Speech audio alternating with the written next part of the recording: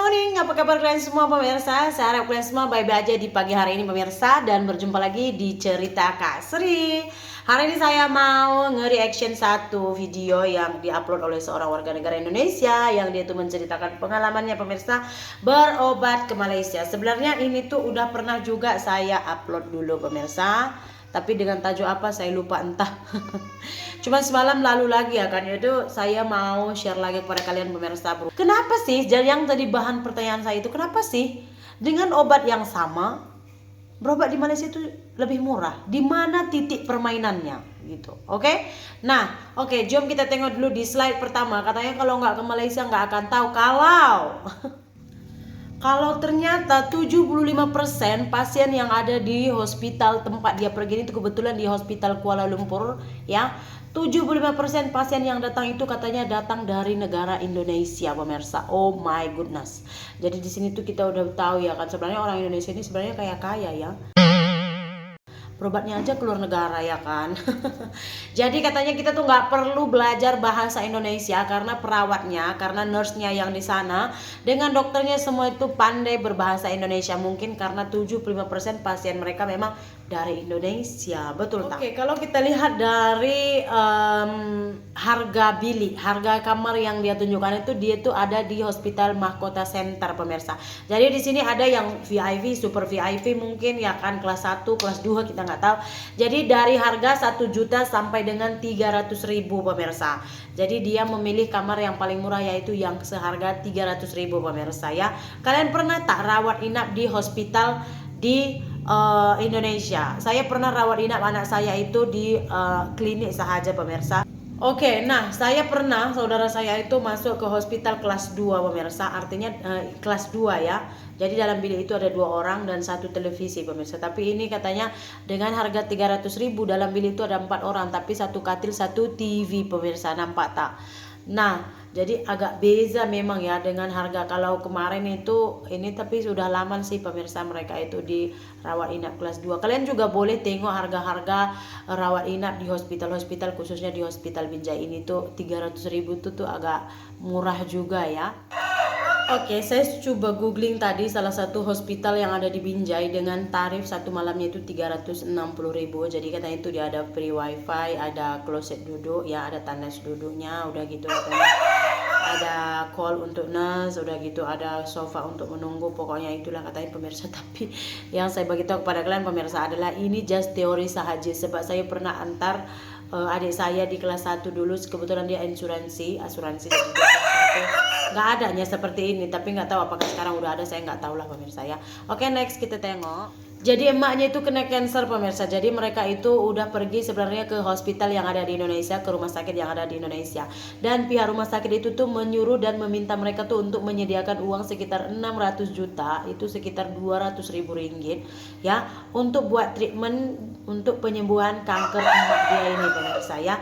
Jadi karena biaya yang terlampau mahal itu, akhirnya si anak ini membujuk emaknya untuk berobat aja ke Malaysia.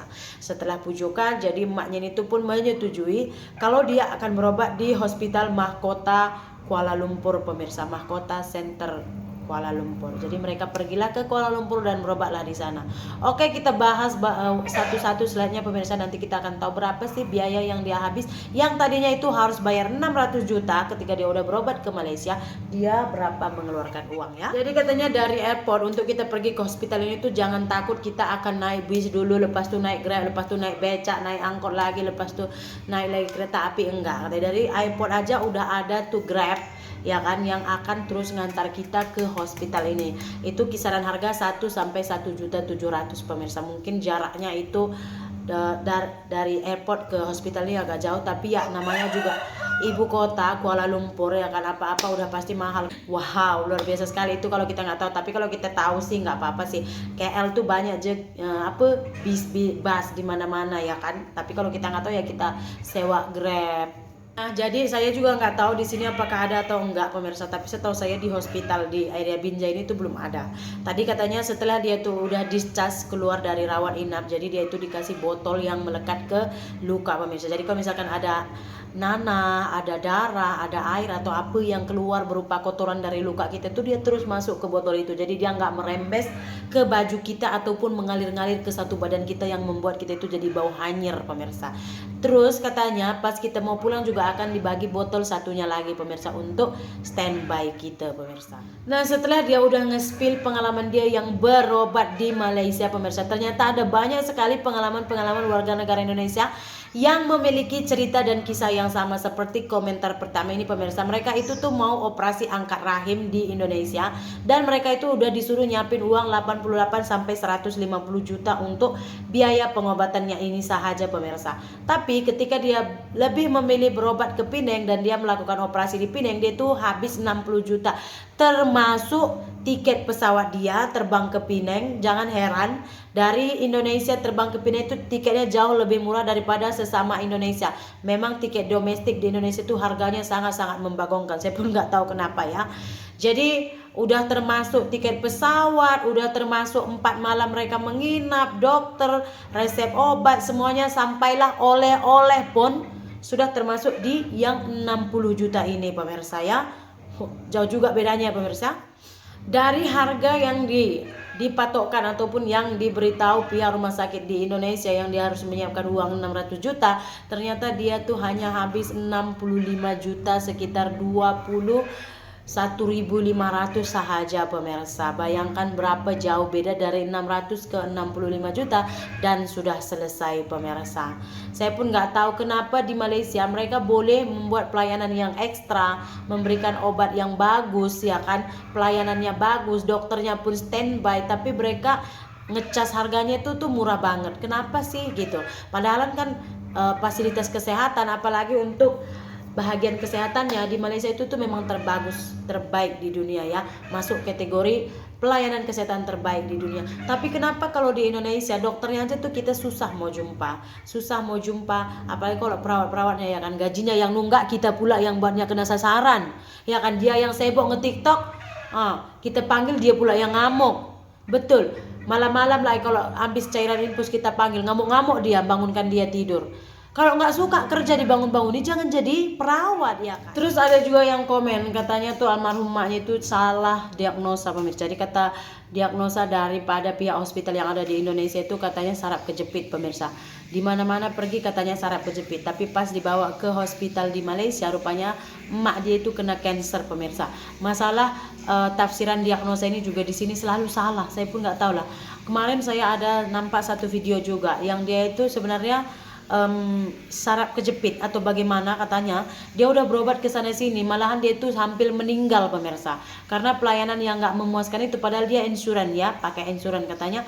Akhirnya dia berobat ke Malaysia juga dan dia itu sembuh pemirsa. Nasib baik dia berobat ke Malaysia jadi nyawanya tertolong, yang hampir tadinya katanya meninggal pemirsa. Saya pun nggak tahu sih ya kan, kenapa sih banyak diagnosa yang salah di Indonesia ini gitu. Padahal kan kerajaan mereka tuh sehari-hari itu masa salah melulu ya kan. Kalau memang kita tak sure, boleh kan kita buat pemeriksaan darah ke air kencing ke apa untuk menunjang diagnosa yang kita buat ini, betul tak? Yang nomor 2 ini tuh yang oh my god, dia itu di diagnosa sinusitis, jadi katanya harus bongkar kerangka kepala.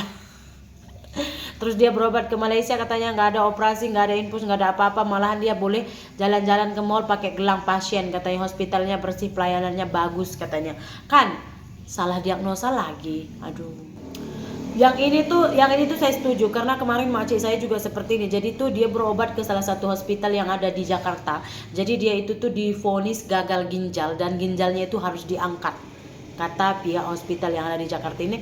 Dan dia tuh harus menyiapkan uang, udah bukan harus pun, dia katanya udah habis hampir 100 juta tapi belum dibuat operasi. Dan dia juga harus menyewa hotel yang ada di Jakarta karena kemarin katanya dokternya itu nggak buat operasi. Akhirnya dia memilih untuk berobat ke hospital Lamuah yang ada di Penang pemirsa. Rupanya dia bukan gagal ginjal, dia tuh ada batu ginjal. Batu ginjalnya itu di laser, udah gitu sekarang udah sehat walafiat, dia sampai udah buat kerja lagi. Dan kemarin katanya biayanya dia cuma habis sekitar 20.000 karena dia shopping dia ke Komtar katanya, beli ini beli itu dia. Terus kan dibawanya lagi family 3 orang. Jadi untuk biaya itu semua sekitar 60 juta cuman dia habis pemirsa.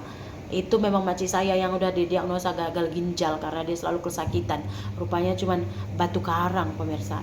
Nah ini pun ada lagi katanya kakaknya itu masanya ada problem, udah gitu harus nyiapin duit sekian puluh juta untuk membuat operate pemirsa. Terus sama kakaknya itu tuh family dibawa ke salah satu hospital di Kucing. Jadi katanya itu ini nggak usah dioperasi ya udah sembuh, cuman bayar 8 juta atau sekitar 2.600 ringgit sahaja pemirsa. Yang perlu saya pertanyakan, kenapa sih di sana itu kok berobat murah ya kan, walaupun kita ini warga luar, murah udah gitu, kenapa mereka ini diagnosanya selalu betul, penanganannya selalu sesuai dengan harga yang berpatutan. Kenapa kita nggak bisa seperti ini, sementara banyak aja dokter-dokter yang berprestasi yang ada di Indonesia ini, betul tak? Di mana titik bedanya ya, saya pun tidak tahu pemirsa. Jadi itulah beberapa pengalaman warga negara Indonesia tuh yang kecewa sekali setelah mereka tuh melakukan pemeriksaan dan pengobatan di Indonesia dengan hasil yang kurang memuaskan. Begitu pemirsa. So untuk hari ini cerita Kak Sri sampai sini saja dulu ya. Terima kasih banyak, kita jumpa lagi di cerita Kak Sri berikutnya. Bye bye.